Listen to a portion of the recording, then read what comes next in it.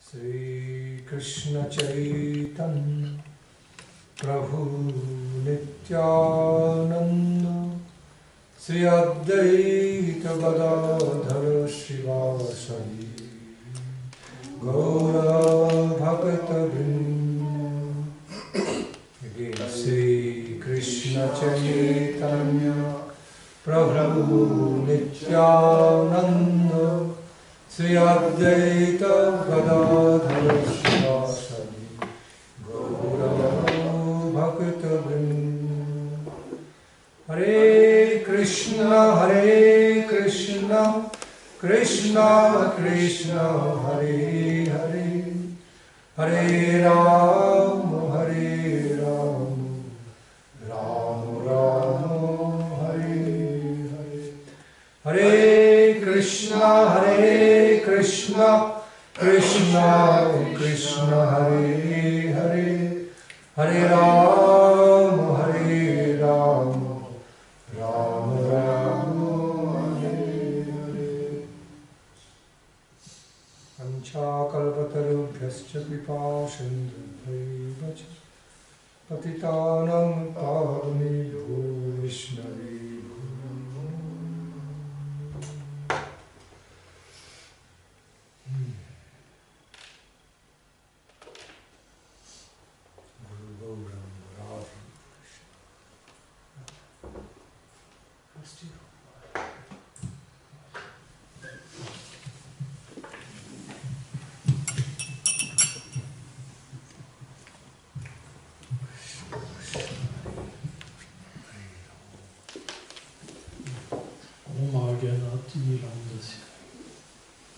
Gyanam Jaram Sharaka Chakshur Meditam Tasmai Shivunam.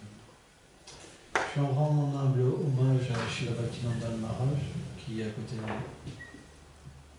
Je rends mes humbles hommages à mes gourous, Srila Bhaktivinoda Goswami Maharaj, Srila Bhakti Prabhupada Puri Maharaj, ainsi qu'à mon véritable, vénérable Diksha Guru, Srila Vaishnava Bhaktivinoda Swami Prabhupada, qui sans lui, je n'aurais jamais pu avoir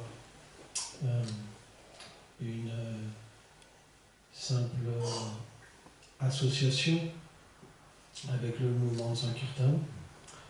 Je prie les pieds par les autres, Shri Bhakti-Raj Chakashiyadev Goswami Maharaj, qui est le maître spirituel de Bhaktivinoda Maharaj, de m'accorder sa miséricorde. Et je prie le grand général, Senapati Bhakta, Srila Prabhupada Bhaktisiddhanta Sarasvati Goswami Maharaj, de me donner sa miséricorde, ainsi que Srila Gokishora Babaji Maharaj, Srila Bhaktivinoda Thakur et tous nos grands maîtres spirituels. Srila Bhaktivinoda Thakur a écrit un recueil de poèmes qui s'appelle Sharanagati. Et dans le premier chant, il explique que le Seigneur suprême, dans sa forme éternelle de Shri Chaitanya Mahaprabhu, est venu pour enseigner la voie du Sharanagati. Dans le Bhagavad Gita, quand Krishna était venu dans l'âge d'avant, le Dwapara Yuga, il avait enseigné Savadara Parityajam Maikam Chanam Taj, de tout abandonner les voies de ce monde, et simplement de s'abandonner à lui. Mais Srila Gaura Govindana Maharaj explique que, pratiquement parlant, il n'a pas montré qu'est-ce que ça voulait dire. Et donc il est revenu en tant que Sri Chaitanya Mahaprabhu pour donner l'exemple parfait d'un grand bhakta. Et Srila Bhaktivinoda Thakur explique que le Seigneur n'entend les prières que d'une personne qui a développé ces 6 symptômes de l'abandon. Alors ces 6 symptômes, ils sont importants de les connaître, c'est l'humilité, l'abandon de l'âme, le fait de comprendre et de vivre que le Seigneur est notre seul refuge et notre seul soutien, d'accepter ce qui est favorable pour le développement de la dévotion et rejeter ce qui est défavorable. Ces 6 symptômes sont la conscience dans laquelle une personne est placée quand elle peut être située dans une position favorable avec le Seigneur suprême. Ça veut dire qu'elle a conscience de son lien éternel avec le Seigneur suprême. Srila Bhaktivinoda Thakur Sriladeva Goswami Maharaj explique d'une façon merveilleuse que la substance du monde spirituel est le Sharanagati, l'abandon. Et que le halo de Srimati Radharani est le Sharanagati. Elle est la Sharanagati personnifiée. C'est pourquoi quand Krishna veut se comprendre lui-même et comprendre l'amour de Dieu qu'expérimentent ses dévots, il doit prendre l'état d'âme de Srimati Radharani. Alors cet état d'âme-là est aussi éternel. Ça veut dire que Radha et Krishna sont éternellement séparés et éternellement aussi réunis dans différentes régions du monde spirituel. Or, pour nous, c'est quelque chose de très important. Et ces 6 aspects doivent être une méditation constante dans notre vie. Sans ça, on ne pourra pas progresser dans la vie spirituelle. Parce qu'on ne pourra pas établir un lien véritable avec le Seigneur. On pourrait se dire, mais pourquoi le Seigneur dit à travers son grand dévot Bhaktivinoda Thakur qu'il n'entend pas les prières d'une personne dont ces 6 symptômes ne se sont pas développés en elle. Maintenant, essayons de comprendre. Vous êtes une personne. Oui ou pas? Est-ce que vous tous, vous pensez vraiment être des personnes? Comment vous voulez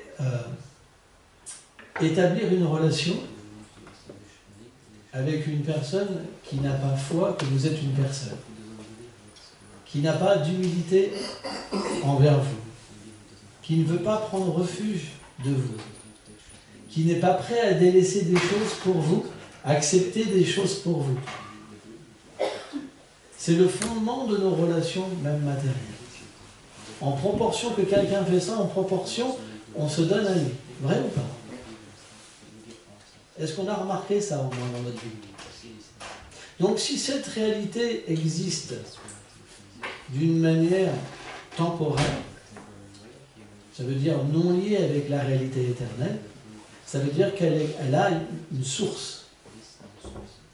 Et cette source, c'est le monde transcendantal. Et dans ce monde transcendantal, on l'appelle Vaikunta parce qu'il n'y a pas de peur. Pourquoi?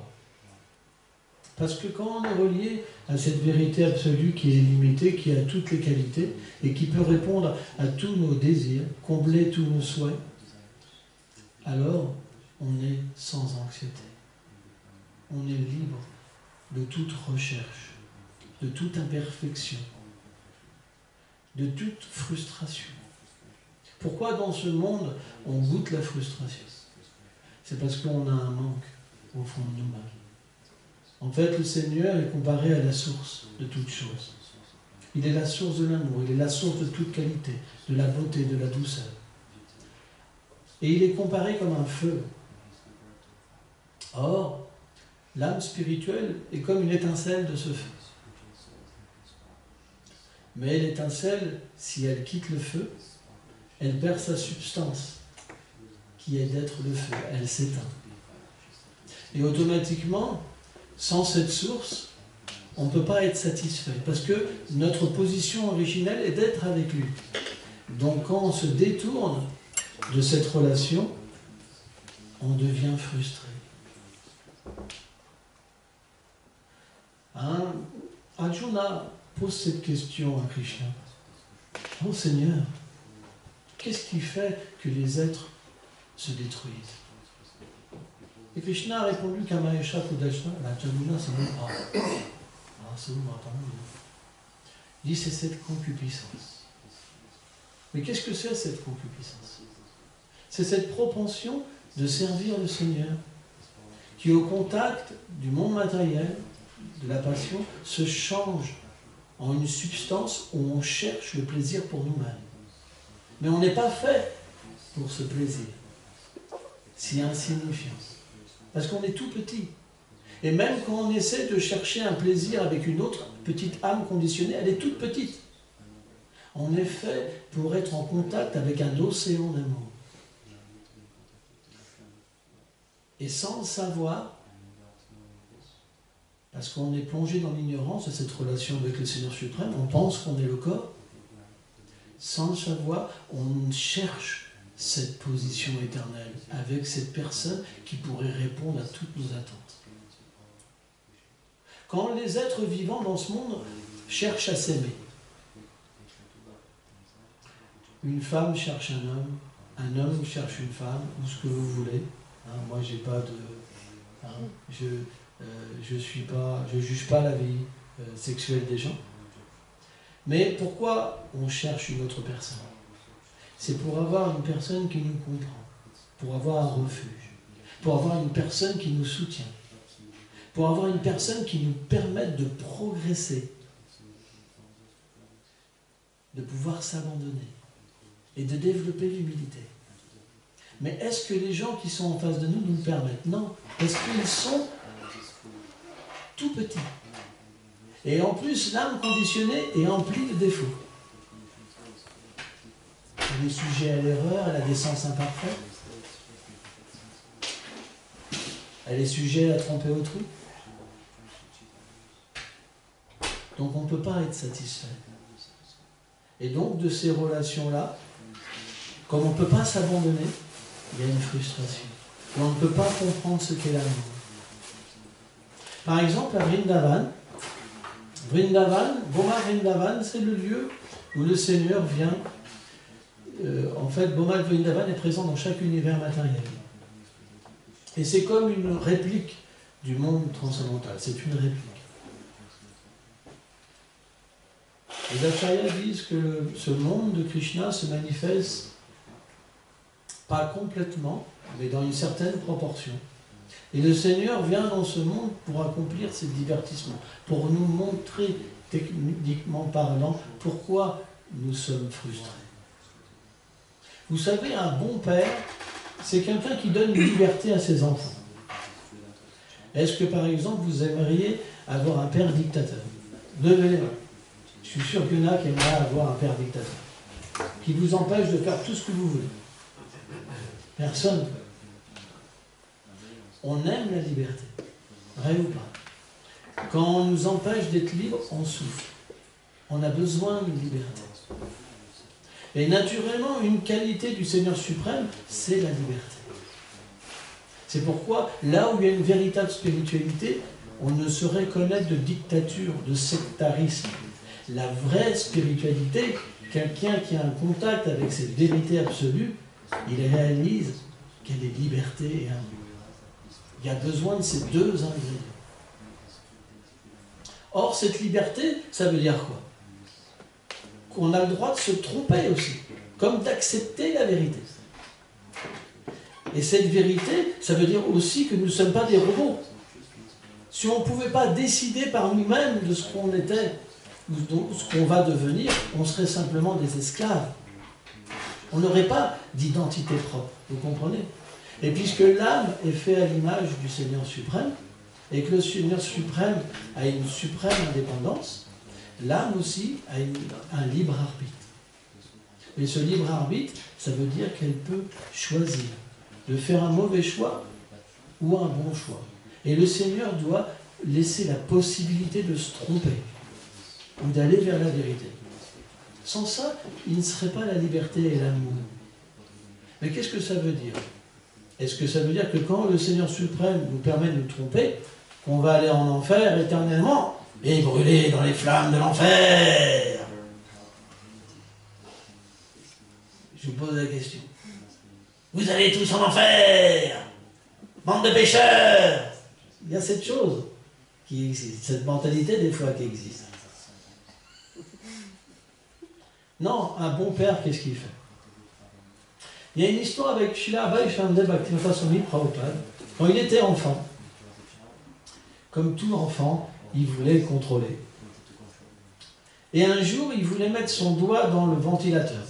Et en Inde, les ventilateurs, ils sont très dangereux, ils sont en métal. Et l'hélice, quand elle tourne, elle peut vous couper le doigt. Et il avait véritablement envie d'avoir cette expérience. Et son père lui dit, mais qu'est-ce que tu fais? Arrête!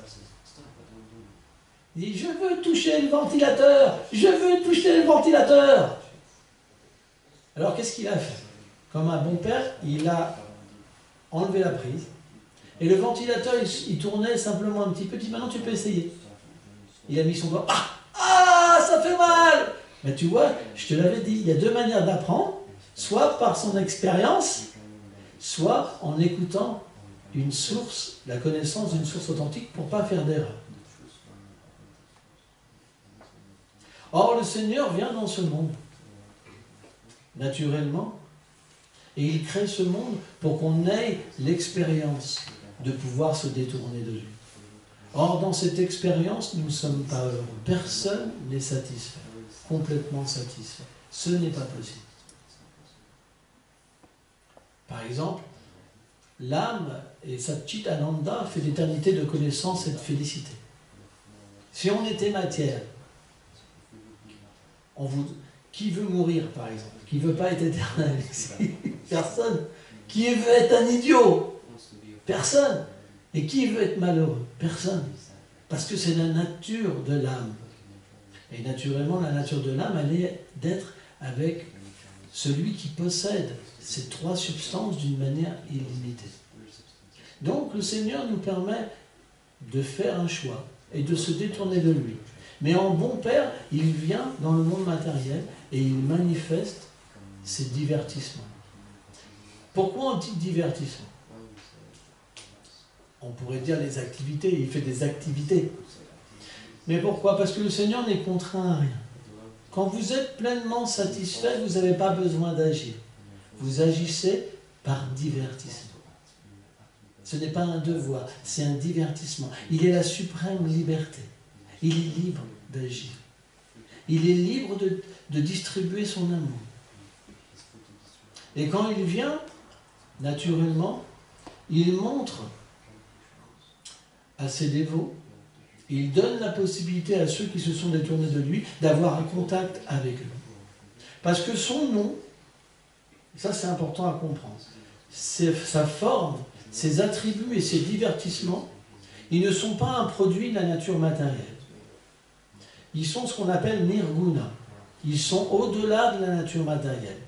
Et ils sont comme lui absolus. Quand on entre en contact avec son nom,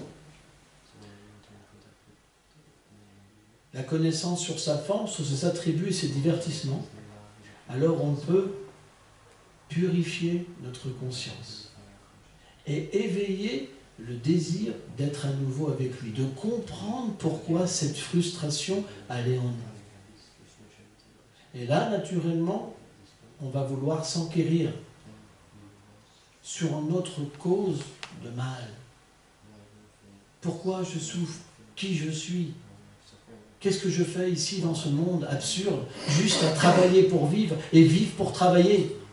Demandez à une personne ce qu'elle fait. Oh, je suis postier, je suis secrétaire. Et pourquoi tu es postier et secrétaire? Parce qu'il faut que je vive, il faut que je mange. Mais la nature de l'âme, elle n'est pas juste à travailler. Elle se dur labeur de l'existence. Elle est faite pour lever les bras. Regardez Chaitanya Mahaprabhu, regardez les Tyanda Mahaprabhu, ils lèvent les bras. Ils sont la liberté personnifiée. Ils nous appellent, venez, levez les bras, abandonnez-vous, enlevez votre fardeau, devenez libre. Et on peut se dire, mais pourquoi? Quelle liberté? Comprends quand tu agis indépendamment de cette relation avec la vérité absolue, tu n'es plus situé dans cette vérité. Et tu dois contracter l'ignorance. Qu'est-ce que c'est l'ignorance? Je pense que je suis le corps. Je pense que je suis matière.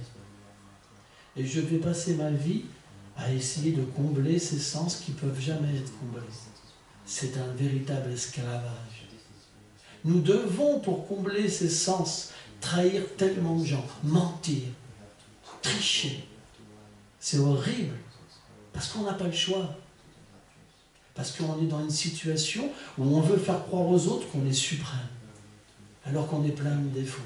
On se ment à nous-mêmes et on ment aux autres. Et on est pris dans un tel piège qu'on ne peut même pas en sortir. On appelle ça le labyrinthe de l'existence matérielle. Et c'est une réalité. Parce que même si vous connaissez la vérité sur vous-même, si vous la dites, tout le monde vous rejettera. personne ne va entendre la vérité dans ce monde. Mais est-ce que parce que personne veut l'écouter, on doit rester dans l'ignorance? Non. Et est-ce que le Seigneur suprême, de qui on est les enfants bien-aimés, doit nous laisser vie après vie dans cette ignorance? Non. Donc quand il vient, Bhaktila Chaka Shudev Goswami Maharaj, il dit, c'est avec un tel sentiment d'amour.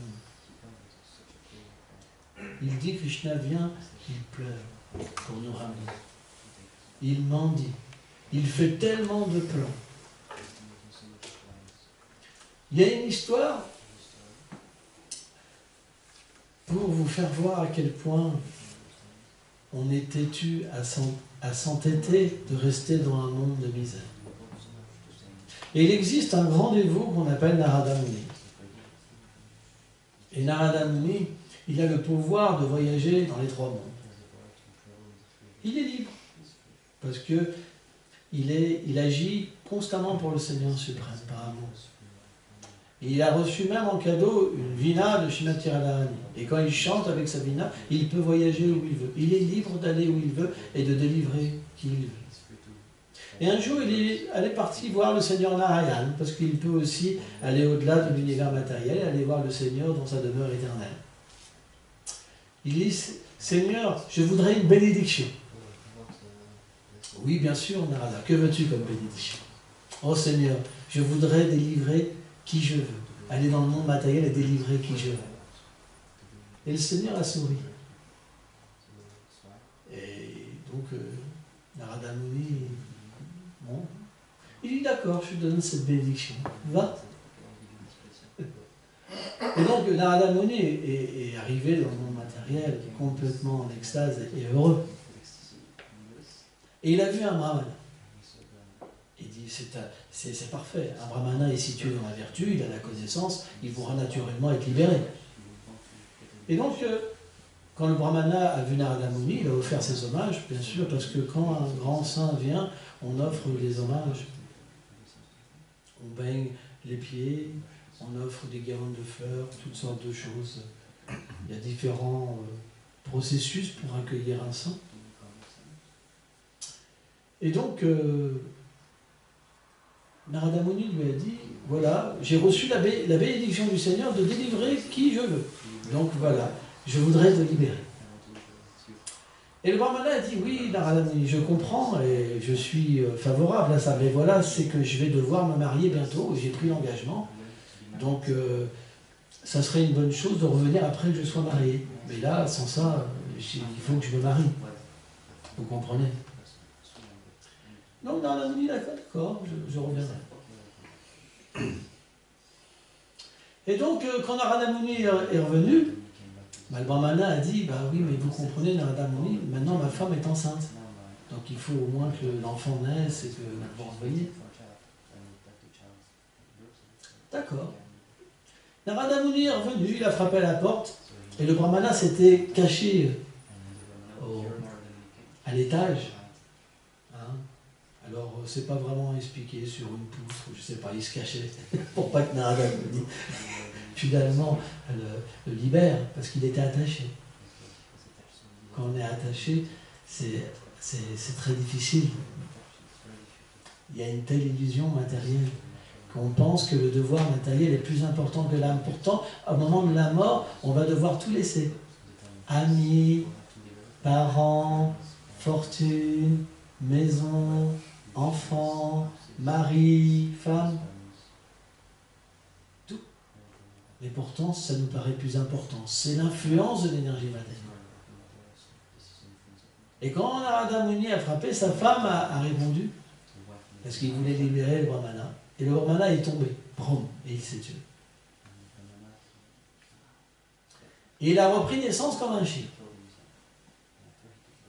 Et là, Narada Muni, il est venu le voir en tant qu'un chien, parce que la vie d'un chien, quand même, ça ne vaut pas le coup, quand même. On ne va pas, quand même, ne pas accepter la libération dans le monde de Vaikuntha, dans la forme d'un chien. Si vous allez en Inde, vous voyez vraiment la situation des chiens, c'est pas évident. Ici, on leur fait des restaurants, des petits manteaux, hein.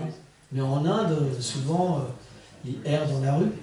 Il dit voilà, maintenant tu as un corps de chien dans l'ignorance.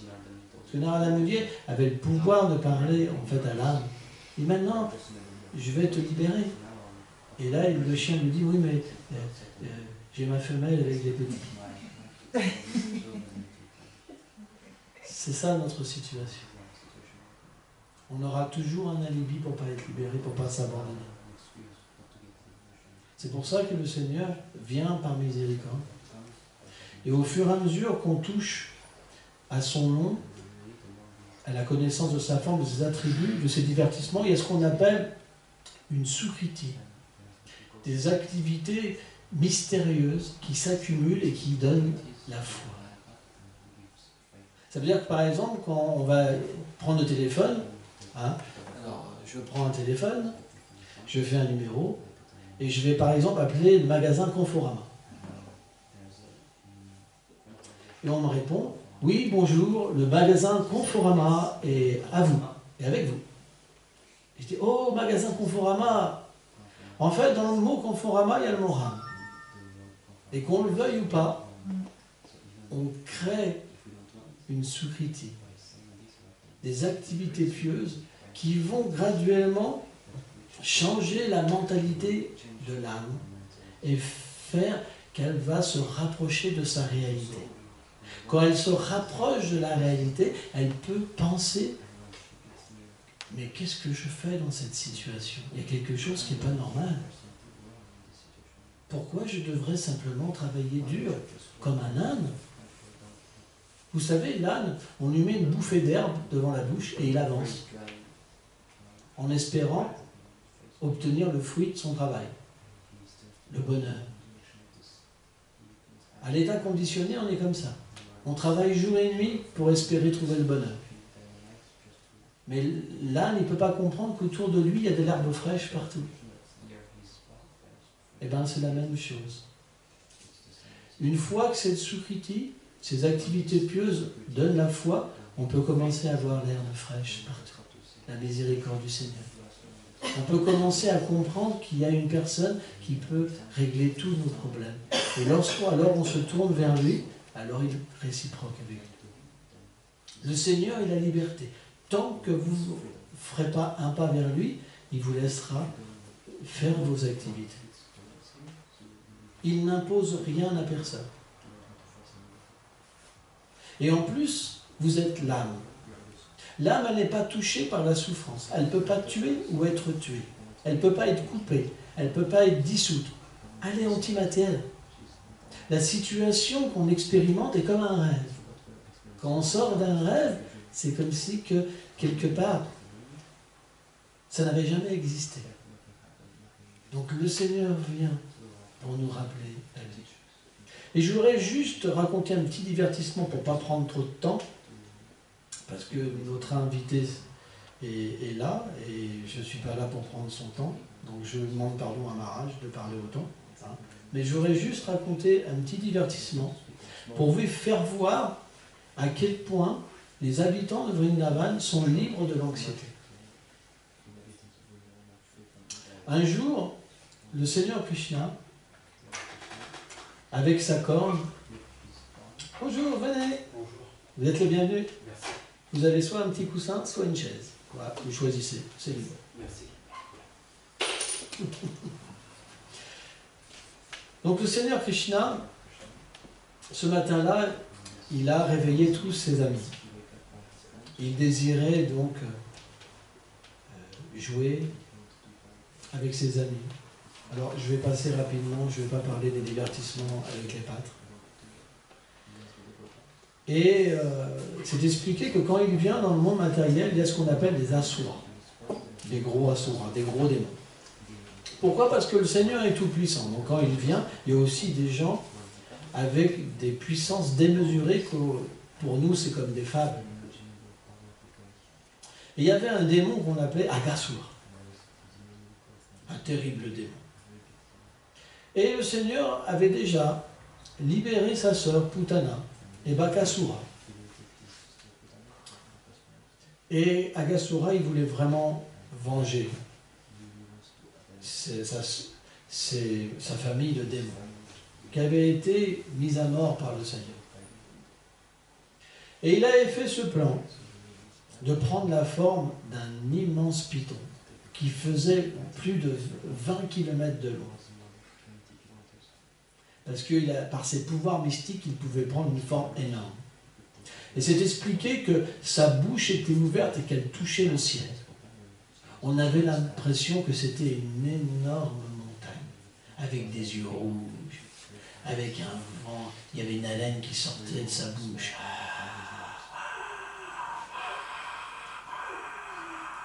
Et sa langue, elle s'était dépliée comme une route. Et il attendait, avec ses yeux. Et à ce moment-là, les pâtres et les vaches, en fait, parce que le Seigneur est éternellement un aimant des animaux. Le Seigneur aime les animaux. Il aime ses amis, il aime tous les êtres. Il est la liberté, il ne fait que jouer. Jamais il ne travaille. Mais quand il a vu ce gros démon, il a compris que c'était un gros assourd. Mais ses amis, lui, ont dit, qui est cette chose étrange? Est-ce que ça serait une sorte de jeu qui est apparu par la Providence pour qu'on puisse jouer? Est-ce une montagne? Ils observaient avec une certaine curiosité ce monstre. Et le monstre les regardait. Et finalement, ils ont eu la conclusion que c'était un énorme monstre. Donc certains ont eu un petit recul, comme c'est expliqué dans le Bhagavatam. Mais la conclusion était, mais qu'est-ce qu'on risque? Krishna est là.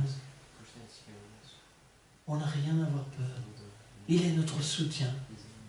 Il est notre protecteur absolu. Et ils sont rentrés en dansant, en chantant dans la bouche du grand démon. Et le grand démon, même si tous étaient rentrés dans leur bouche, il n'a pas fermé parce qu'il attendait Krishna. Et le Seigneur, par le fait de son énergie interne, il a eu un moment où il était un peu dérouté. Parce que ses amis... Parce qu'il faut comprendre que, bien qu'il soit le Seigneur suprême, par le biais de son énergie interne, pour qu'il puisse se divertir complètement avec ses amis, parfois il oublie sa propre position pour complètement se donner. Et parfois, il y a une ajustation de la réalité quand des situations comme ça se font. Et donc il a dit, après il a réalisé qu'il devait rentrer et tuer ce démon pour libérer ses amis. Donc il est rentré. Et à ce moment-là, le démon a fermé la bouche. Wow. Très content de pouvoir tuer Krishna. Et là, tous les demi-dieux ont dit, hélas, hélas, hélas.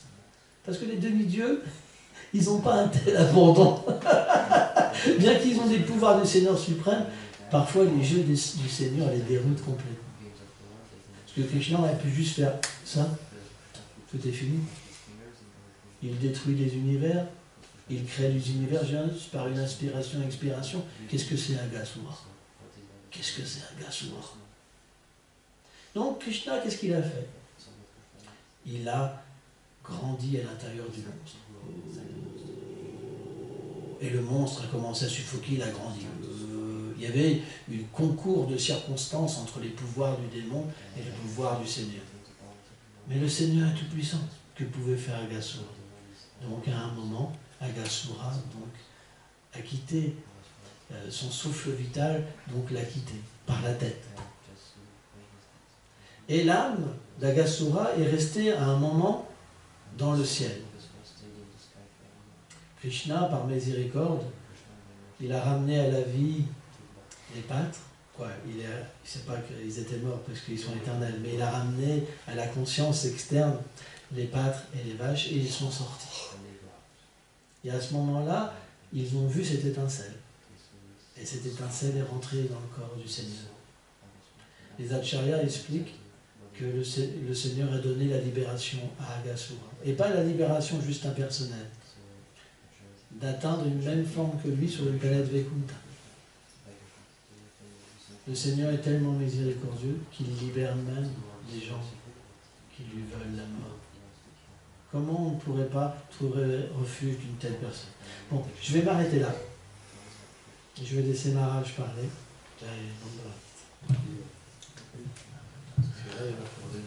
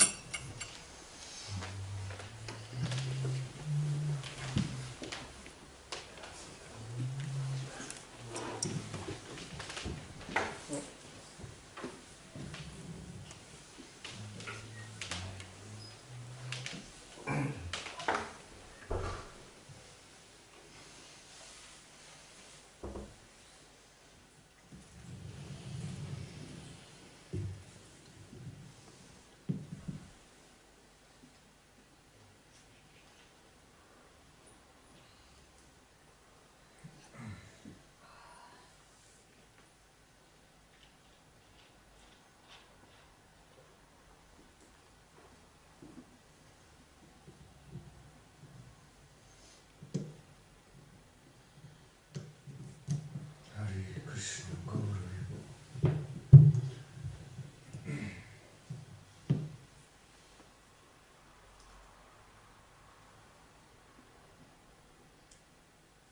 I spontaneously want to reflect on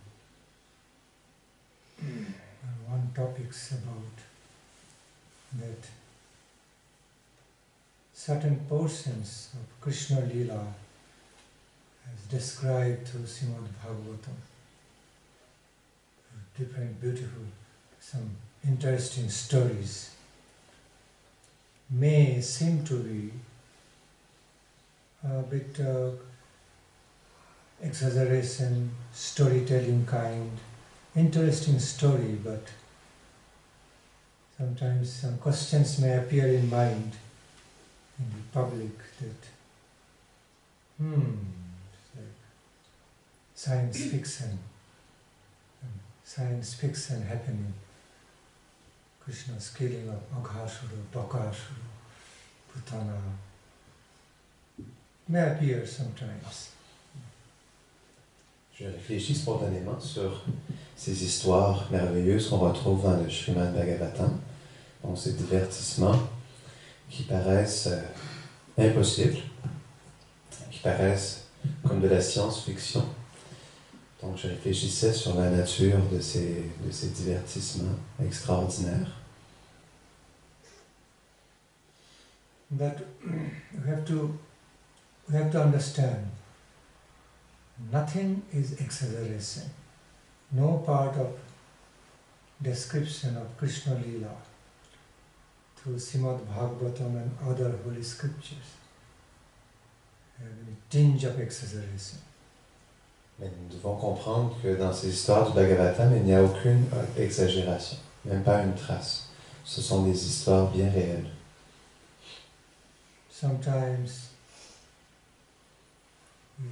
we often hear some people describing certain portions of the scriptural descriptions, like mythology. They say it's a mythology. Parfois, on entend des personnes qui partagent des histoires, mais comme une simple mythologie.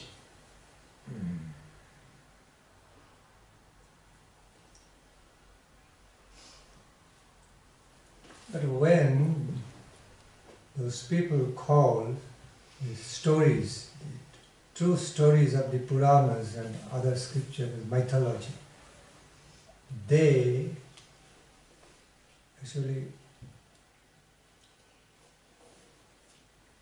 actually try to say that because based on their limited concepts, limited experience of things, mundane things, because the descriptions of holy scriptures, descriptions of godly activities as depicted, described through holy scriptures, simply goes beyond the range of their direct perception. normal experience, they think, oh, could it be possible? It's mythology. Donc de telles personnes qui pensent que de telles histoires qui sont en réalité bien vraies, pensent que c'est tout simplement l'imagination, la mythologie, n'arrivent pas réellement à comprendre la nature de ces activités parce que c'est au-delà de leur expérience, au-delà de leur perception. Yes, but they forget something. They become so prejudiced with their own limited experience. They want to call them mythology, but forgetting the fact that in this big cosmos, big universe, so many big things can happen, mystical way, beyond normal human experience, beyond the limits of human experience. And that's how it also happened during Krishna Lila, when the supremely big Lord came down to the earth, appeared on the earth. Also some big sinister forces, evil forces also came into play to match his Leela, to make him taste some Bira Rasa heroic performance, giving him some satisfaction. And also, it so happened at that time they were trying to invade Mother Earth, human society, so much evil power. And the Supreme Lord vanquished all those evil powers, big, huge evil powers. Because he just destroyed all those big evil powers with his big ability, superior ability. Everything happened in a big scale, beyond the small, with the limit of small human experience. So it seemed like mythology, but it's not that, it's reality. Donc, certaines personnes essaient de comprendre ces activités, mais en réalité, c'est complètement au-delà de leur compréhension. Mais il y a bien des choses, en réalité, dans ce monde qui sont au-delà de leur compréhension, telles le cosmos, l'univers. Donc, c'est des choses que ces personnes ne peuvent pas comprendre pleinement. C'est la même chose aussi avec le divertissement du Seigneur. Et parce que le Seigneur descend sur terre, lorsqu'il manifeste ses divertissements, c'est toujours d'une manière grandiose. Et parce qu'il manifeste d'une manière extraordinaire, il y a aussi des forces maléfiques extraordinaires qui sont là pour mettre des obstacles dans les divertissements de Krishna. Donc des obstacles à travers des activités malsaines qu'ils essaient de propager au sein de l'humanité. Et Krishna vient justement pour combattre ces forces maléfiques. Mais il vient avec toute sa splendeur, toute sa grandeur pour combattre en fait ces éléments négatifs.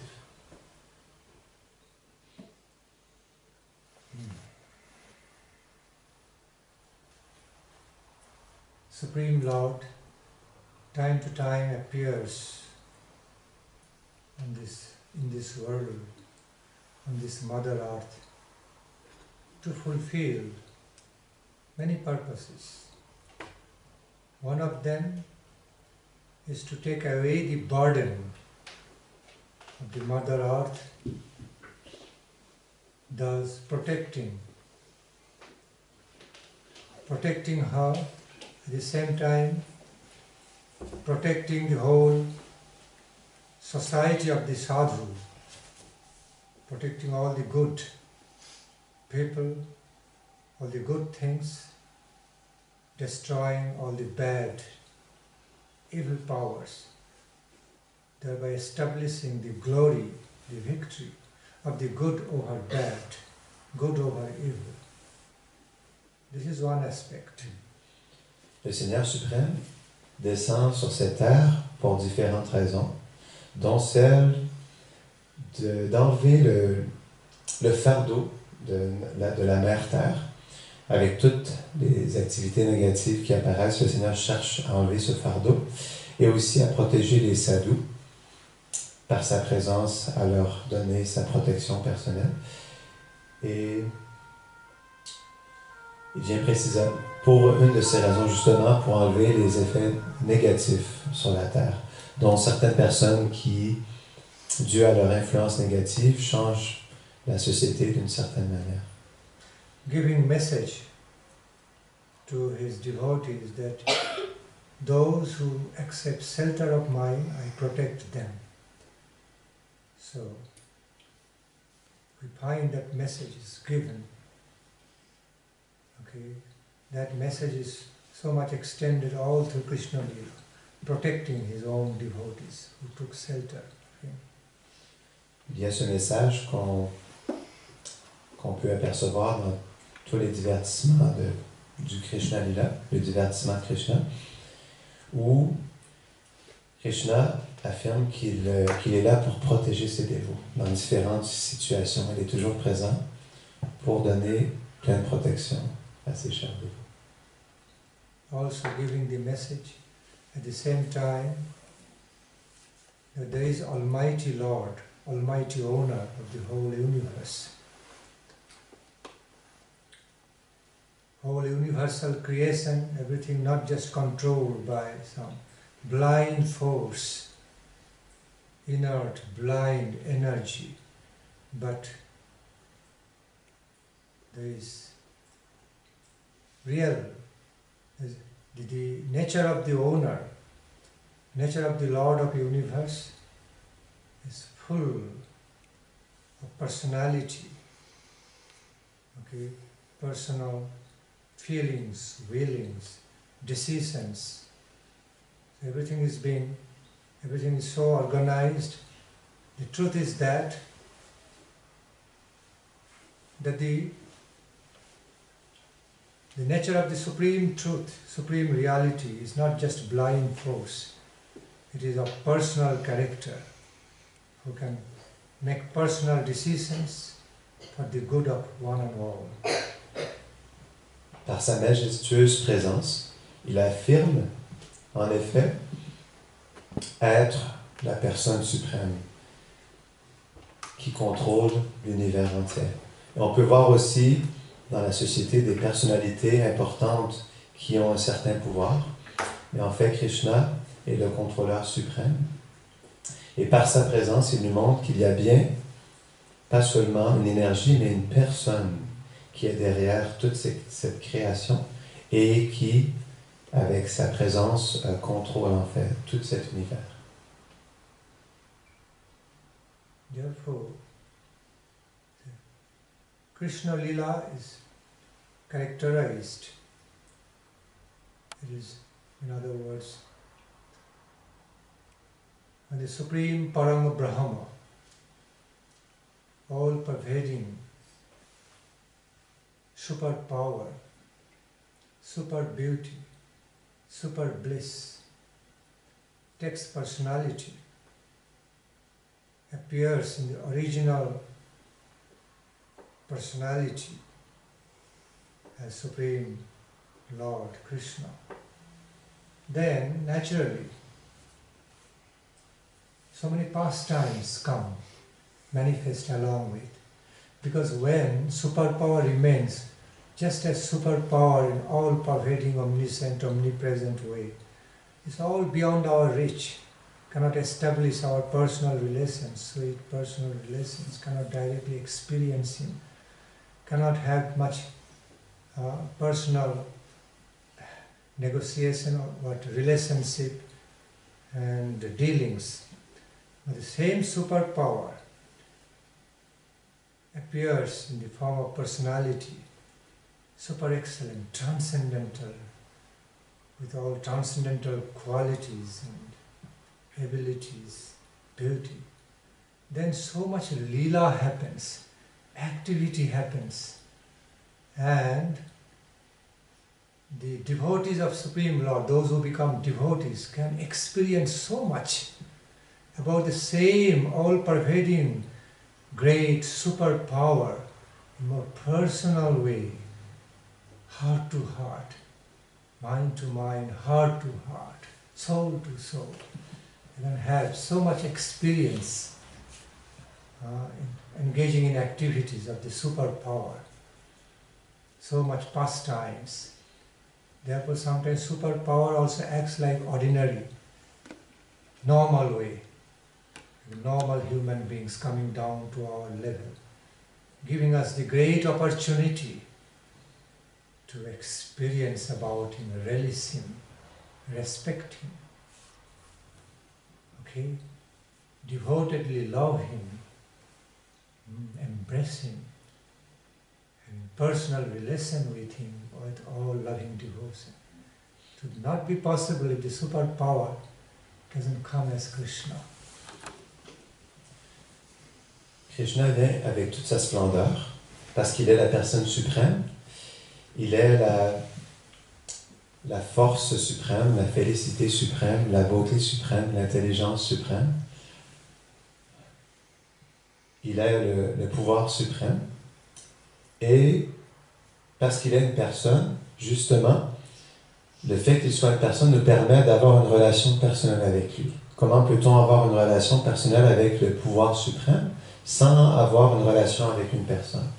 Donc, parce qu'il vient en tant qu'être humain, en tant que personne, il nous permet d'avoir une relation personnelle avec lui, face à face, cœur à cœur, pour que nous puissions échanger personnellement avec lui. C'est comme ça que Krishna se manifeste personnellement pour nous donner l'opportunité d'avoir une relation avec lui.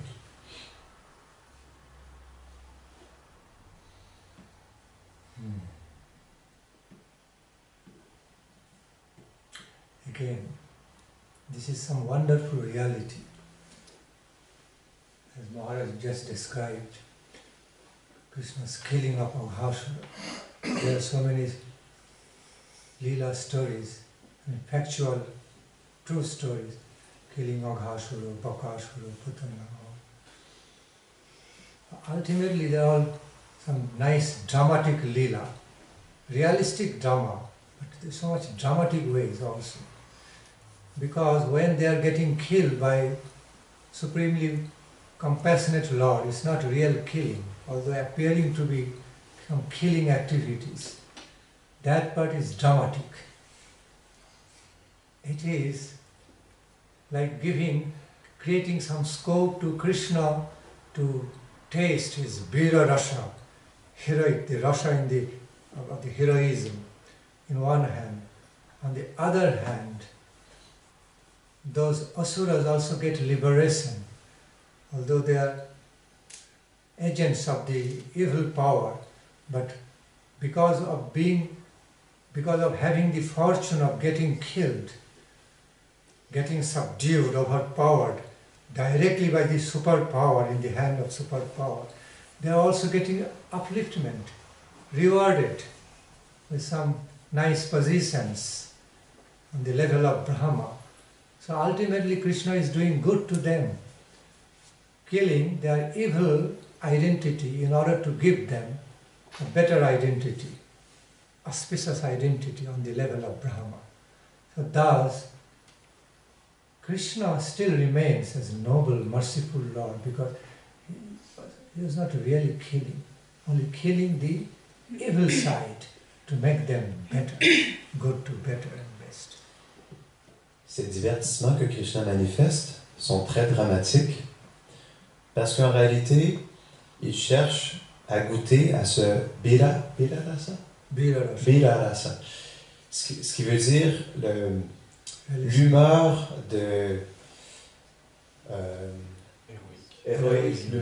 l'humeur héroïque. Donc il fait ça dans des scènes extrêmement dramatiques lorsqu'il se bat avec des asuras, qui sont des démons. Donc il y a plein d'histoires dont Bakasura, Aghasura, Putana.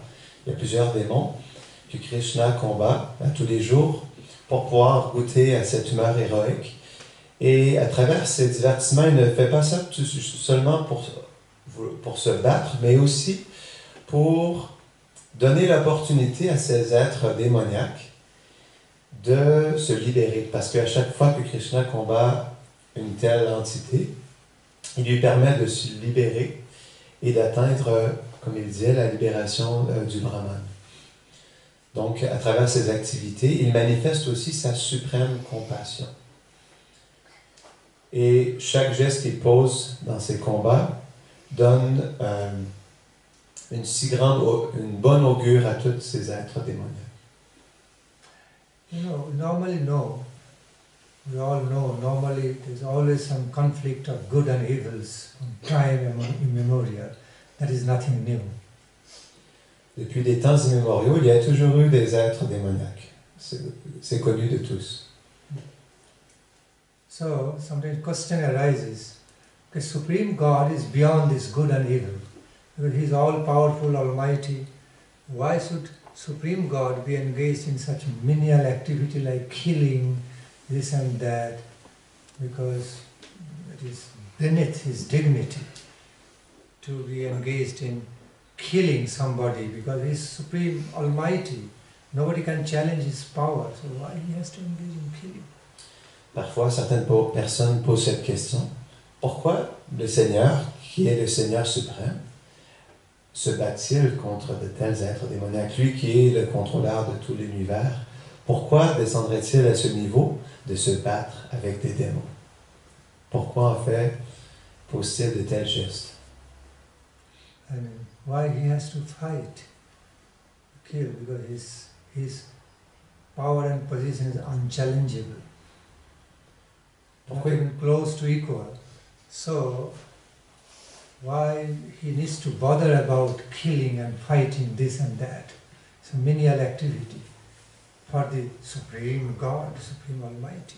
Il est le Seigneur, le Dieu suprême, le Tout-Puissant. Il est au-delà du bien et du mal. Pourquoi descendrait-il à ce niveau de se battre et de tuer des démons? The reason I'm pointing out this, discussing about it, many of the people think Supreme God engaging in battle, Supreme God engaged in killing, superpower, he needs to be, he's supposed to be the protector and nourisher of one and all. Okay, so even evil creatures are also ultimately created by his energy, because nothing can be created, nothing can be born or be maintained, sustained without his power, energy. So why he's doing that, being partial in that way?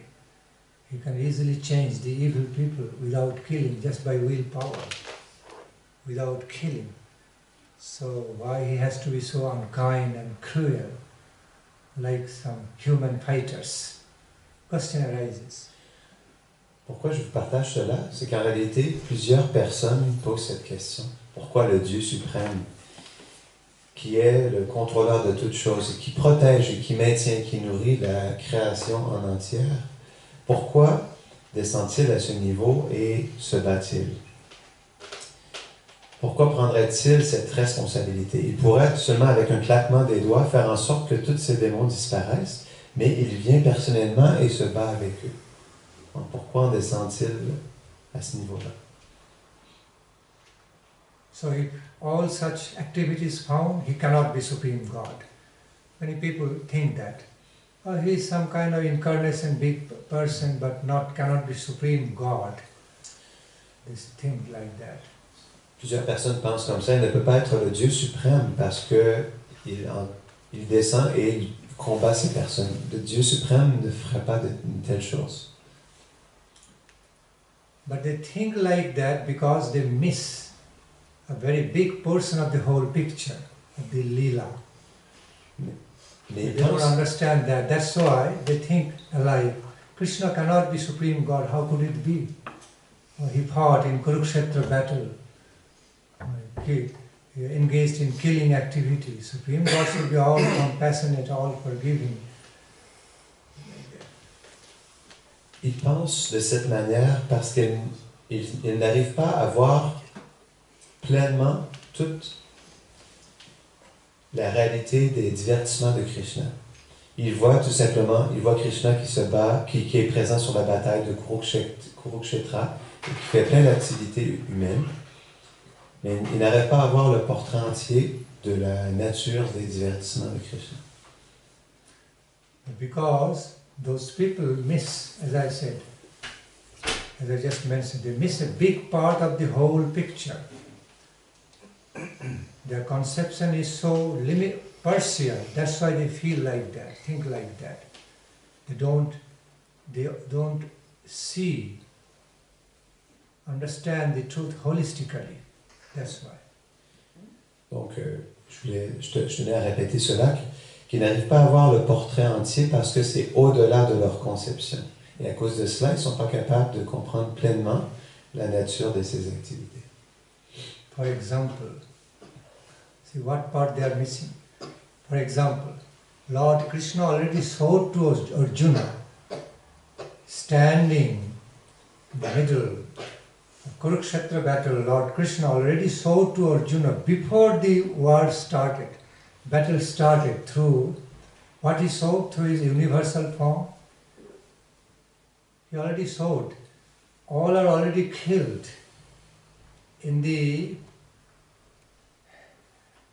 jaws of some fearful universal form, part of the universal form. He showed already all got killed, all the evil warriors, and Arjuna doesn't need to worry. Okay, he just needs to do the duty, become instrumental. So he already showed to Arjuna the future, okay, in the present. The very future of the future consequence of the Kurukshetra battle in the presence, because time is controlled. Krishna, he himself is the time.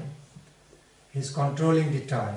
So whatever was going to happen in the future will be happening in the future after Kurukshetra. He already showed it beforehand to Arjuna, saying, I am the time, I am also Mahakal, that is another aspect of mine, Mahakal. So I am also playing that role. You become instrumental and do your duty. Don't worry. While you are doing under my guidance, don't worry, no sin will touch you. Because that's the way this mundane universe is created. I have created this mundane universe. It will have, everything cannot go on very smooth, very nicely from the beginning to end. Cannot go on happily. There will become conflicts, duality. This is a plane of duality, conflicts, well and woe, change. Okay, so it's normal, and that's the difference between my abode and this mundane world. So don't worry, that's the way it is, and accept it. Par exemple, dans cette histoire, on peut comprendre un peu plus la nature transcendantale de Krishna lorsqu'il est sur la bataille de Kurukshetra et qu'il montre à Arjuna sa forme universelle. À travers cette manifestation, il prouve à Arjuna qu'il connaît bien le passé, le présent et le futur. Arjuna a vu dans cette manifestation que lui et les Pandavas avaient déjà gagné la bataille et il voyait à travers tout ce qui se dévoilait devant lui, il voyait les guerriers qui étaient déjà morts, il voyait la victoire qui était déjà assurée et il pouvait comprendre justement que Krishna était la personne suprême. Parce qu'en réalité, Krishna, étant le contrôleur suprême, il connaît le passé, le présent et le futur. Et ici, à chaque instant, qu'est-ce qui s'est passé, qu'est-ce qui se passe et qu'est-ce qui se passera dans le futur. So the reason I'm explaining about, to clear up any confusion about, that the activities found in the life of the Supreme Lord, the personality, the Supreme Personality of all pervading superpower, cannot be understood in ordinary way or normal with limited human knowledge and experience. Much more than that. Les activités transcendantales du Seigneur suprême sont tellement extraordinaires qu'elles ne peuvent pas pleinement être comprises de par notre petite réalisation de cette réalité. Donc c'est en réalité impossible de pleinement percevoir Krishna et ses divertissements. Like blind men seeing the elephant, that story you know. The blind men, few blind men went out to see the elephant. One of them touched only the trunk, first trunk part of the elephant, thought, oh, this is, started yelling. Oh, now I understood. Now I know what is elephant. Look, right. Another touched only leg part. Okay, this is the elephant I know. Another touched only tail part. Another ear, portion of the ear. Each one of them thought, elephant is like this, now I have understood. But then wise person, the wise guide came, saying, stop quarreling, because everybody started quarreling by that time. They say elephant is like big pan, or another say elephant is like big snake, another say elephant is like big pillar. Those who touch the middle part of the elephant is like big stone, fat stone kind. Then the wise guide came and said, stop quarreling, arguing with each other. None of you has the complete concept of the elephant. Now I take you and I make you understand what is the total concept of the elephant, real experience of the elephant. And he took by hand each of them, one after another, and made them feel, touch the whole part of the elephant. And then they understood, oh, okay, this is what is elephant. Then nobody had any argument, everybody had the same experience. This is elephant. Similar way, the truth needs to be understood, complete sense, not in a partial way, then the confusion starts. Il y a l'histoire d'un éléphant et de plusieurs hommes aveugles qui essayaient de percevoir cet éléphant. Donc un homme aveugle est allé toucher la trompe de l'éléphant et elle se dit « Ah, ok, l'éléphant c'est un gros serpent. » Donc un autre homme a touché une de ses jambes et s'est dit « Ah, c'est un gros tronc d'arbre. » Un autre a touché sa queue et a dit « Ah, c'est une corde. » Un autre a touché son ventre et a dit « Ah, c'est une grosse pierre, une immense pierre. » Et parce qu'ils étaient plusieurs à toucher différentes parties de l'éléphant, plusieurs disaient que non, l'éléphant, il est un tronc d'arbre, non, il est un serpent, non, c'est une roche, non, c'est une corde. Donc, ils argumentaient de telle sorte. Et un sage qui les a vus s'argumenter, se quereller, et il est apparu, il leur a dit, non, arrêtez. En réalité, vous ne voyez pas le portrait entier de cet éléphant. Laissez-moi vous montrer. Donc, il a pris les hommes aveugles et leur a montré les différentes parties du corps pour leur montrer l'aspect total de l'éléphant. De la même manière, pour comprendre Krishna, il faut percevoir plus en entier les différents aspects de Krishna, pas juste un aspect. Similar way, while some try to judge Krishna Leela with limited human concepts, judging him by based on some limited human ethics, principles, norms, social norms, this and that, what ought to be, what not to be, what he should have done, should not done. They go, they are very wrong in the first place, trying to judge the absolute, infinite, with limited prejudices, human-created prejudices, and defining accordingly, how God should be, how God can be like this and that, according to their limited concepts. Quand les personnes cherchent à comprendre Dieu, ils cherchent à le comprendre à travers leur intellect limité. Donc une personne va dire, non, Dieu il est comme ça, une autre va dire, non, il est de cette manière, non, il apparaît comme ça. Donc les gens se contredisent avec leur compréhension limitée de cette réalité divine. Donc ils n'arrivent jamais à percevoir le portrait entier de Krishna, dû à leur conception très limitée de la réalité. So So back to the point. Nature of Krishna Lila is vastly mystical nature.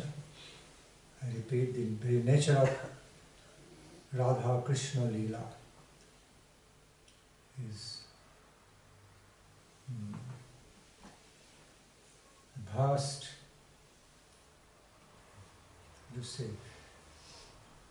vast experience, that of vast conception, beyond the limited range, beyond our human range of concepts. For example,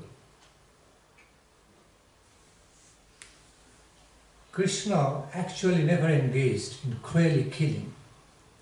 When it is all the killing activities found in Krishna Lila, they have been described in Srimad Bhagavatam as purifying activities by the Lord, Lila.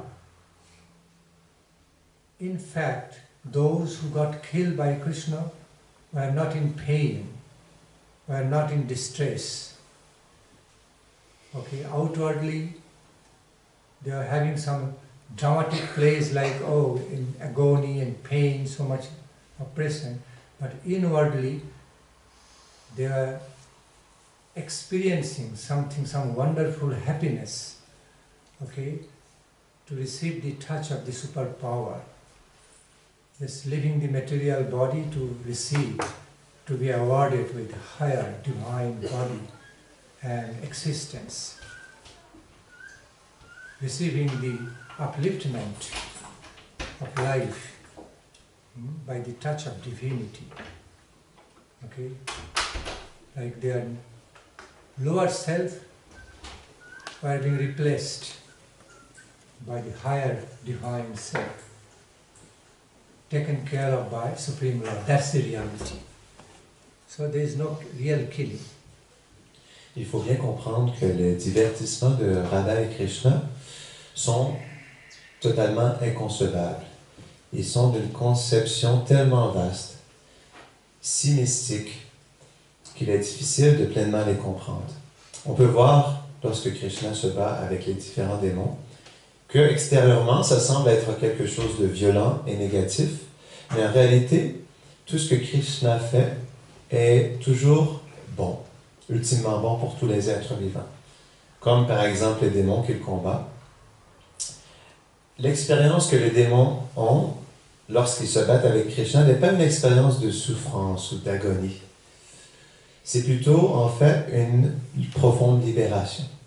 Parce que c'est en lien avec Krishna, il y a une pureté et il y a une purification qui est présente.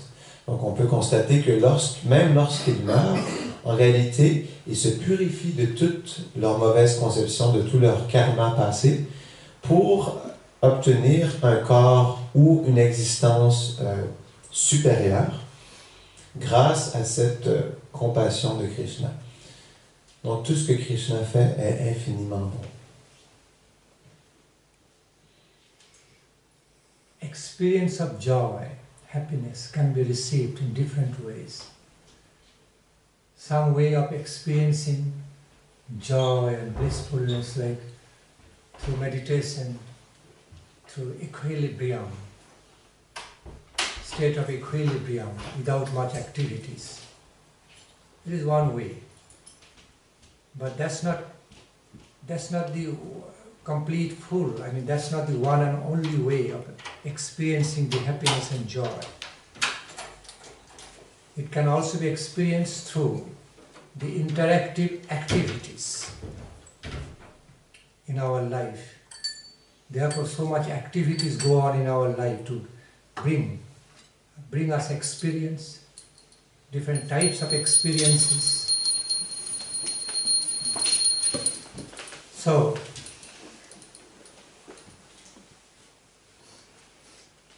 when the superpower remains as the superpower, then there is only one type of, experience, just superpower, just remaining a superpower. Everything is fulfilled, everything is there. Okay, it is what it is.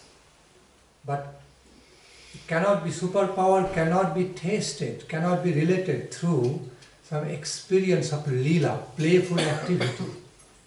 Same superpower cannot be experienced through relish of the activities, inter-reciprocation, interactions, okay, mutual reciprocations.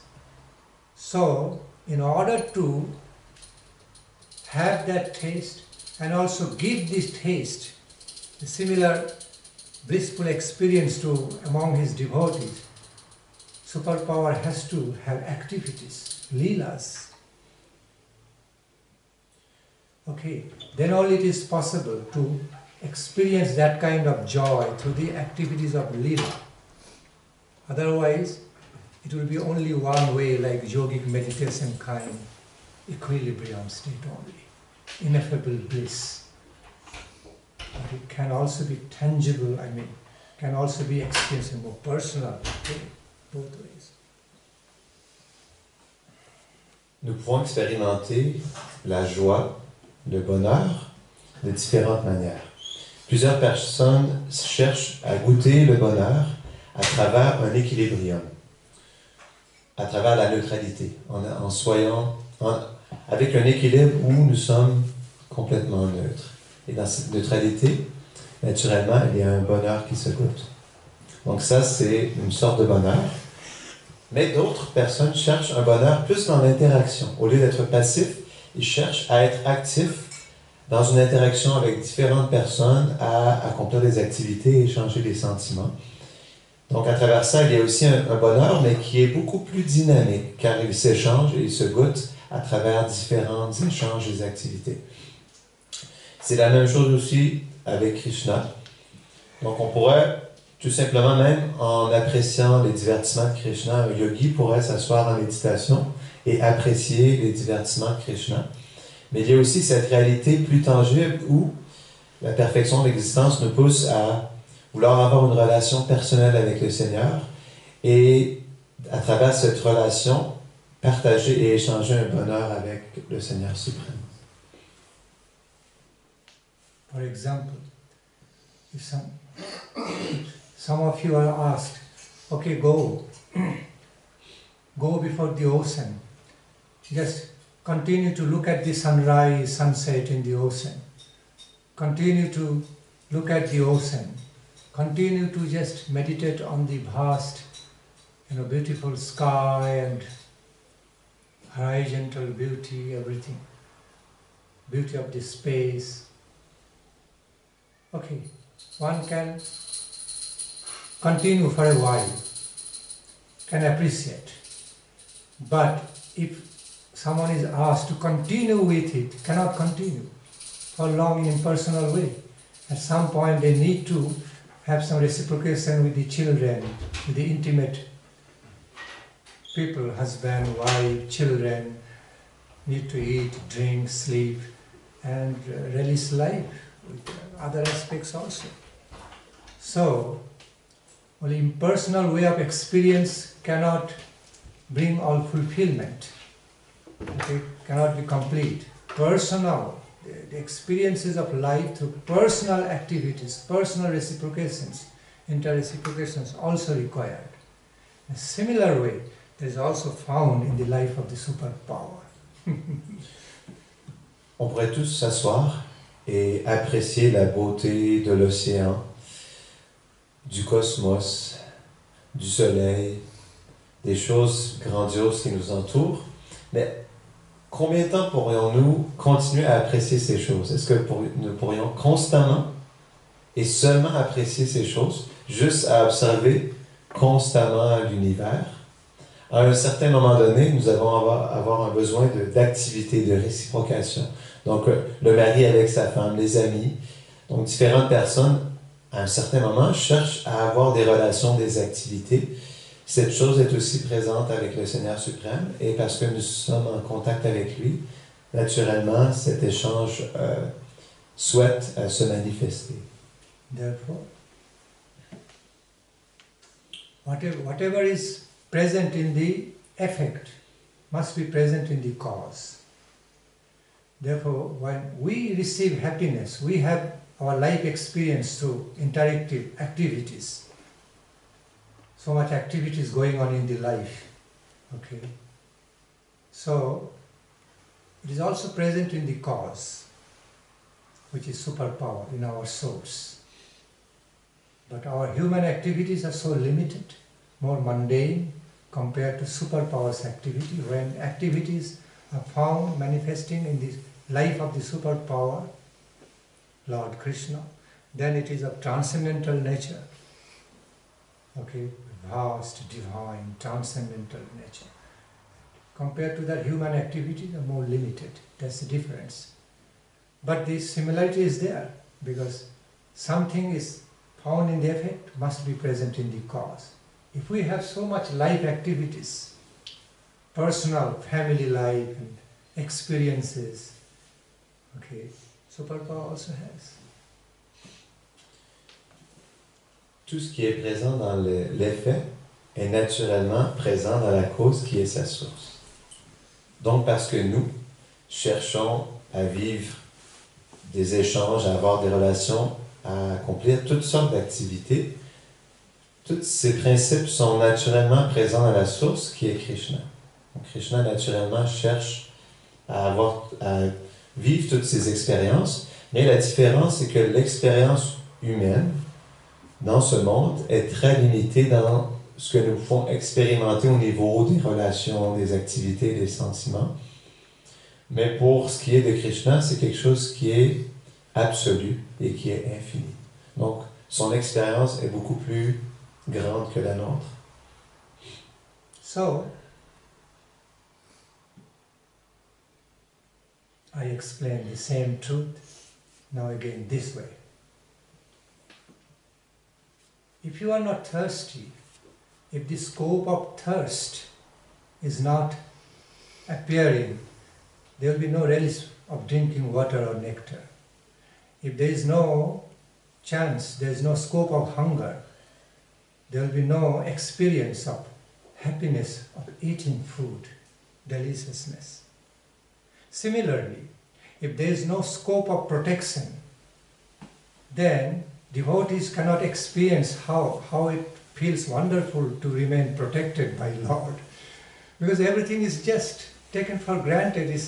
So all these experiences, variegated, wonderful experiences, even of the life divine through Krishna Lila, will not be there if everything is just remains fulfilled. I mean, how?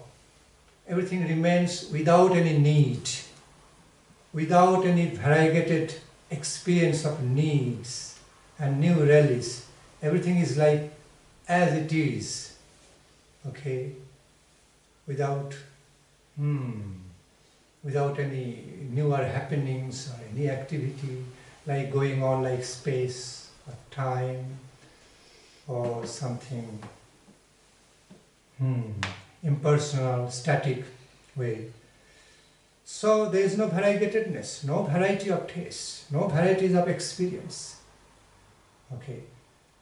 The similar way, if there is no such lila found in Krishna Lila, if there is no such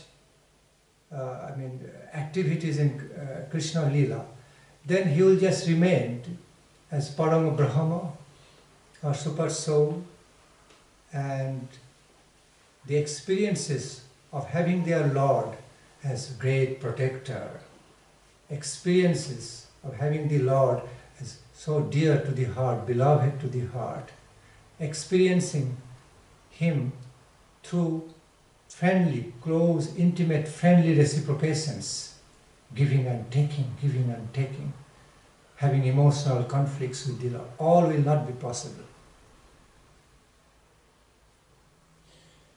Donc on peut voir, si nous n'avons pas l'expérience d'être assoiffés, comment pourrions-nous goûter au plaisir d'être rassasiés lorsqu'on boit un verre d'eau?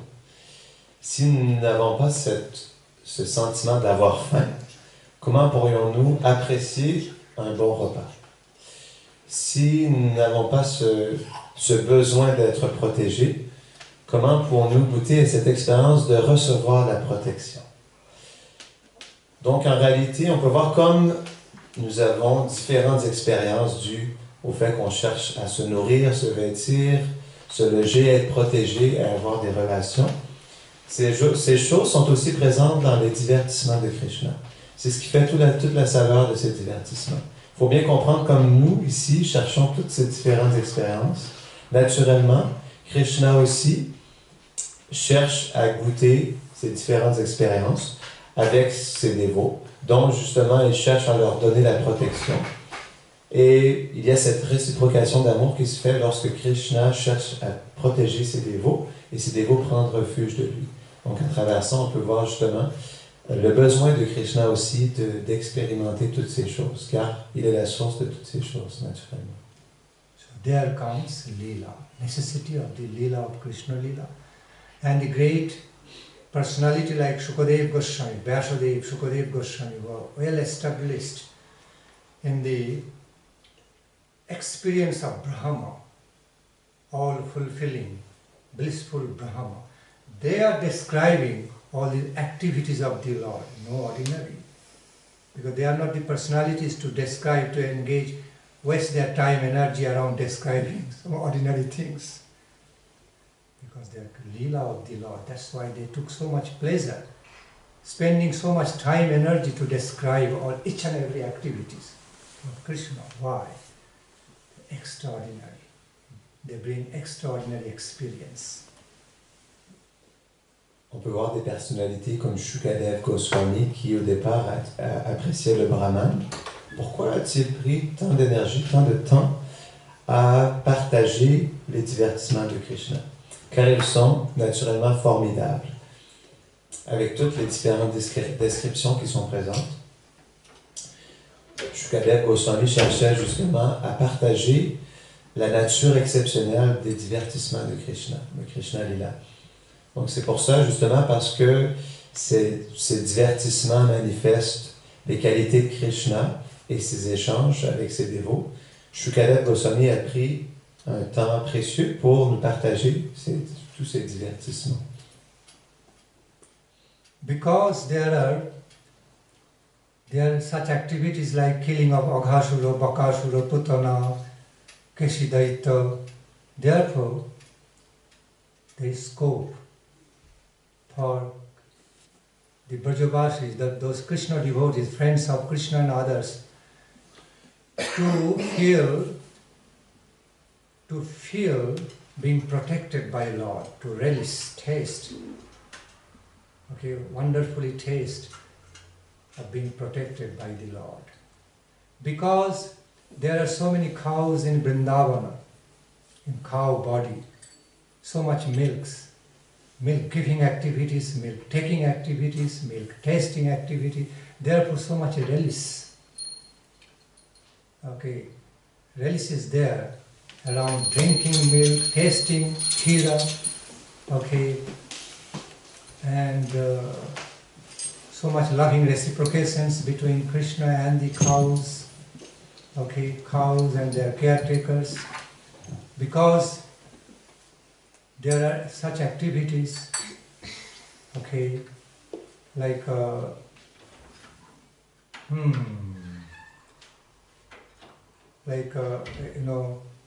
damsels of Braja Gopis, Braja Gopas, okay, Krishna to be their one and only beloved Lord. Therefore, so much loving reciprocations being possible because of the male body, female body existence, because of Mother Jashoda treating Krishna as her child, the Supreme Param Brahma, but treating Krishna as just her own child. Therefore, she feels so much affection, love affection for the Supreme Param Brahma as her baby, as her child.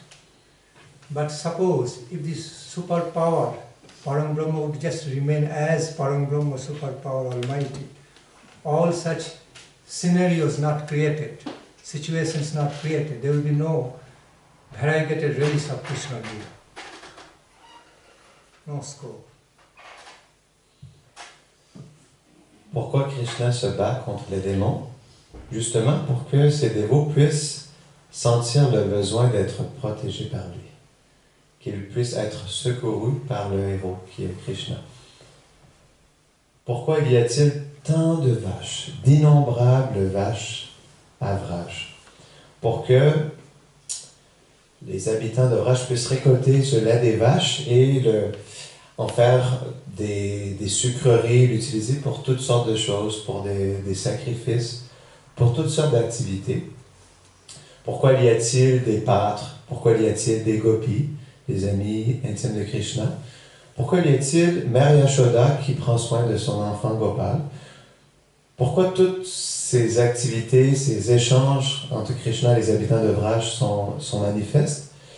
C'est justement pour que cette variété infinie puisse se manifester et que cet échange à différents niveaux puisse être goûté entre Krishna et tous les habitants de Vraj. C'est ce qui crée la diversité extraordinaire de Vraj. Guru Varga gave examples to explain. Now I see so many of you are yawning, like, oh, so much philosophical discussions.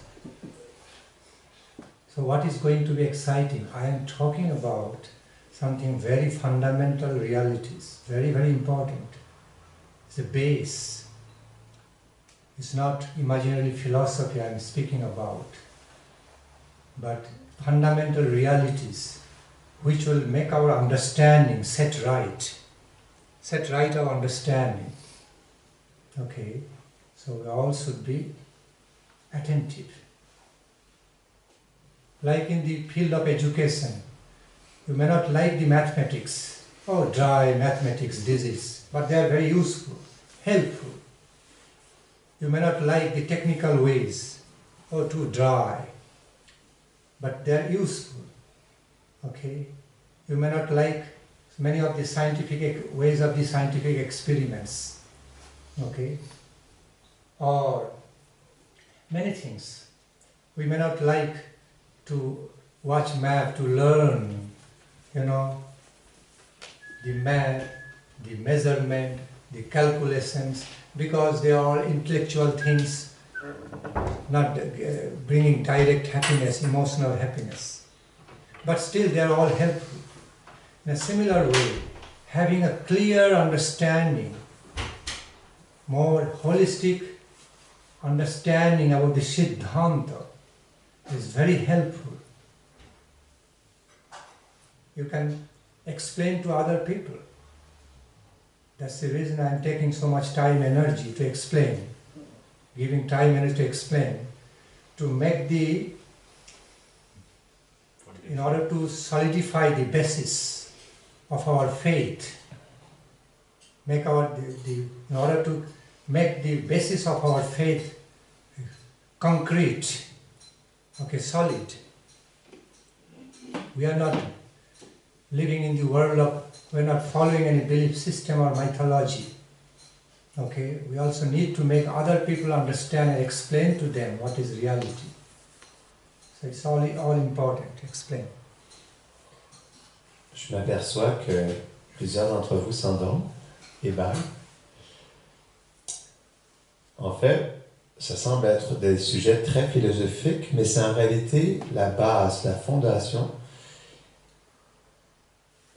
Cette connaissance est la fondation qui nous donne la base pour comprendre cette réalité transcendantale, qui nous aide justement à comprendre la nature de cette réalité et l'apprécier pas seulement pour nous, mais être capable aussi de la partager aux autres.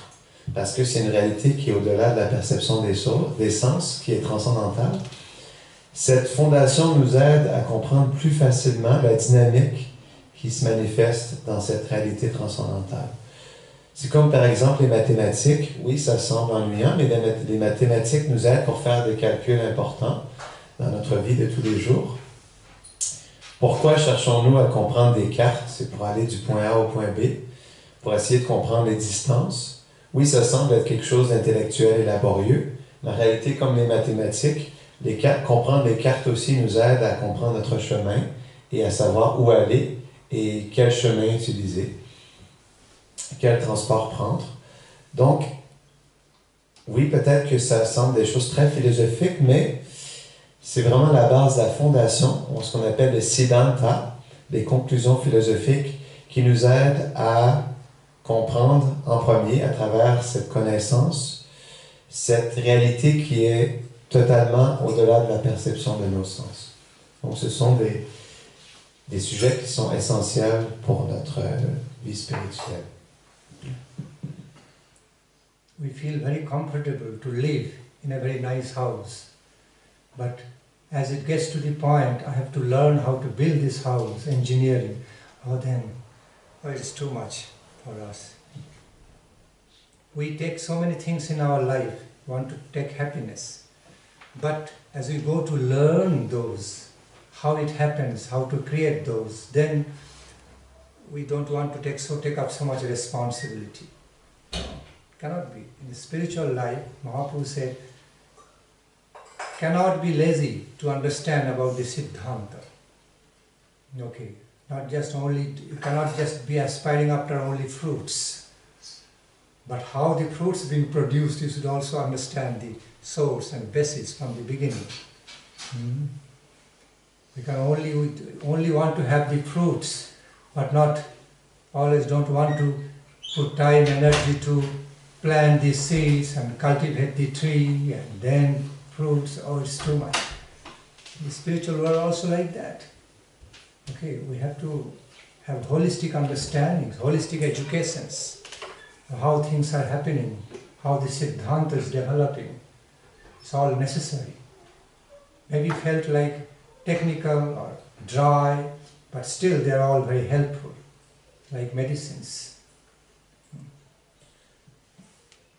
Une personne peut jouir de la facilité de sa maison, mais qu'est-ce qui se passerait si cette personne devait construire sa propre maison? Est-ce qu'elle serait prête à prendre la responsabilité et à étudier la connaissance nécessaire et à agir en conséquence pour bâtir une fondation solide pour la maison? Donc, on peut chercher à jouir de la facilité qui nous entoure, mais en réalité, il faut bien comprendre qu'est-ce que cette facilité, quel est notre environnement et pourquoi nous sommes ici. Donc, c'est pour ça que cette connaissance, elle est vraiment essentielle parce qu'elle nous aide à nous préparer à comprendre cette réalité puis à nous éduquer pour être qualifiés graduellement à travers cette connaissance à comprendre quoi faire, quoi ne pas faire, quelle attitude avoir et d'être bien éduqué pour pouvoir agir correctement pour pouvoir progresser et arriver à des expériences plus concrètes. And that's the reason great personality like Vyasadeva, Shukadeva, okay, the speaker of the Puranas, they spend so much time and energy to describe all details of the activities of superpower. Why did they do? They could just simply meditate and feel the state of equilibrium and feel some bliss, ineffable bliss and finish. No so much talks and descriptions, writing all required. Because they also felt the necessity of giving the taste, experience of the activities of the superpower through lila, through reciprocative ways. Therefore so many books came, activities, and because there is some necessity for that, great necessity. De grands sages tels Vyasadeva auraient pu tout simplement s'asseoir en méditation et apprécier la félicité suprême. Mais en réalité, ils voulaient, pas seulement pour eux, mais partager au monde entier à travers leurs écrits les activités du Seigneur qu'on appelle les lilas. À travers ces activités, donner la possibilité aux personnes d'avoir une expérience de ces activités du Seigneur. Parce que sans ces écrits, nous n'aurions pas la possibilité d'entendre parler des divertissements de Krishna et de se renseigner sur la nature des activités et des qualités de Krishna. Donc c'est pour ça qu'ils laissent derrière eux cette connaissance comme fondation pour nous donner justement la base pour comprendre la nature de Krishna. or realized souls. The realized souls gave some examples, like, suppose take the example for world of sound. There can be so many sounds. World of sound. While the world of sound remains, like just in one way, like for some continued noise sound, space sound, no variegatedness, then the sound cannot manifest as beautiful as it manifests through musics. And the same sound is passing through musical ways, okay, through different scales, or different, different musical notes. It sounds so beautiful, okay, so heart-touching, heart-captivating, giving us so much, bringing so much happiness to us. But suppose there are colors. We find different colors. They are there just in a simple way. But when the same colors are utilized by an artist and designs, creates beautiful drawings by utilizing those colors, they become so meaningful in the form of artwork, great piece of artwork, so expressive. So they bring out so much emotional expressions through the artwork, give so much messages. But when the same colors remain just as same color without being utilized by an artist in the form of drawing, they are just ordinary. For sight, for designs, when in the world of the sights, the world of the beauty, there are colorful variegatedness, designful variegatedness. It enriches the beauty in variegated ways. But if the sight remains just as some kind sort of sight, ordinary sight, no variegatedness, no activity.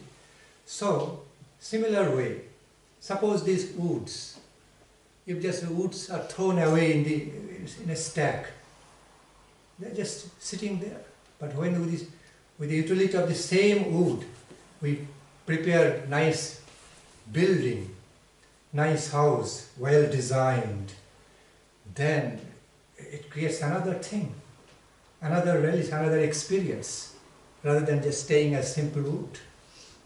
Simple stones can also be utilized, okay, to build up a very nice mansion, nice house, okay, in many ways.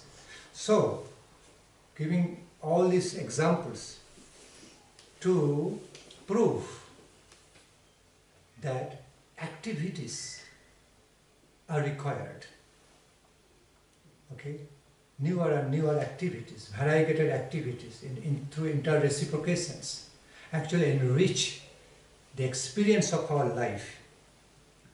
As it is found on the mundane world, it also found in the transcendental world. It enriches our relish of the relationship with the Supreme Absolute, besides just only kind of Brahman realization.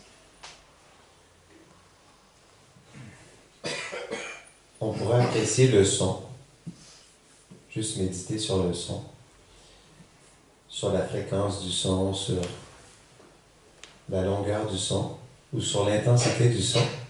Mais s'il n'y a pas de plateforme telle la musique pour exprimer le son, nous n'aurons pas une expérience si complète du son. Ça va être quelque chose de plus neutre. Mais lorsqu'on utilise la musique, des instruments et des voix pour manifester le son, on peut exprimer des messages, on peut faire vivre des sentiments, on peut partager des valeurs. Mais sans ce médium, nous n'aurions pas la même expérience à travers cette diversité du son. C'est la même chose aussi pour la couleur.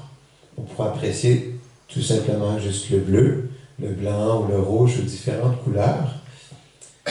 Mais s'il n'y a pas un artiste, un peintre qui utilise ces couleurs, qui les mélange et qui fait apparaître une scène merveilleuse, l'appréciation des couleurs en elles-mêmes ne sera pas de la même intensité.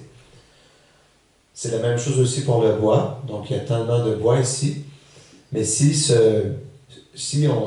on voit tout simplement une grande montagne, une pile de bois qui est laissée de côté, on ne pourra pas réellement apprécier ce que le bois peut faire. Mais si on prend plusieurs planches de bois et on fait une maison ou un temple, on peut manifester quelque chose d'extraordinaire. La même chose avec les pierres. On peut faire des pavés, on peut les utiliser pour les maisons aussi. Donc, on peut voir que différentes choses sont manifestes, mais s'il n'y a pas d'activité, de personne pour, à travers l'utilisation de ces éléments, accomplir des activités, nous ne pourrions pas expérimenter la diversité de tous ces éléments qui deviennent actifs lorsqu'on les utilise dans nos activités. Donc, encore une fois, c'est la même chose aussi avec les divertissements de Krishna. C'est pour ça qu'il y a tous ces différents éléments qui sont utilisés.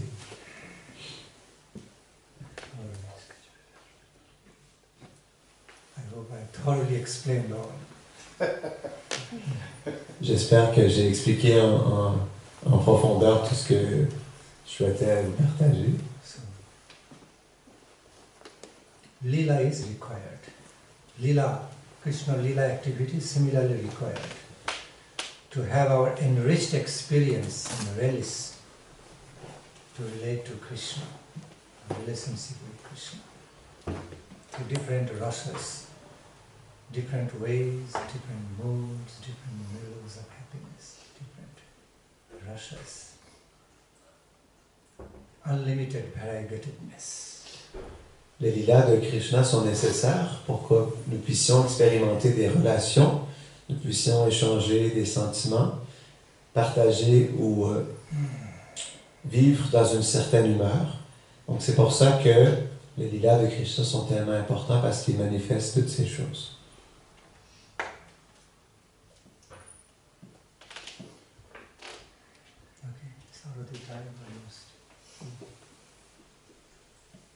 Donc maintenant c'est bientôt terminé, c'est le temps pour l'arti. Did anybody of you felt, did any one of you feel Maharaj is going on and on and on, when is going to stop? Who felt that? Est-ce que certains d'entre vous se sont posé la question, oh, Maharaj, je vais juste continuer à parler, mais quand arrêtera-t-il? Philosophical analysis, different ways. L'analyse philosophique, différents angles de vision.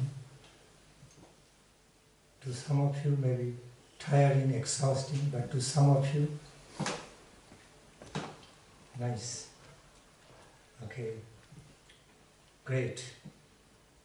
Pour certains d'entre vous, ça peut sembler épuisant, fatigant, et pour certains d'entre vous, ça peut sembler enivrant, ça peut fabuleux. So some mixed feelings. Donc il peut peut-être avoir des sentiments partagés. Yes, is it mixed feelings? N'est-ce pas? Des sentiments partagés.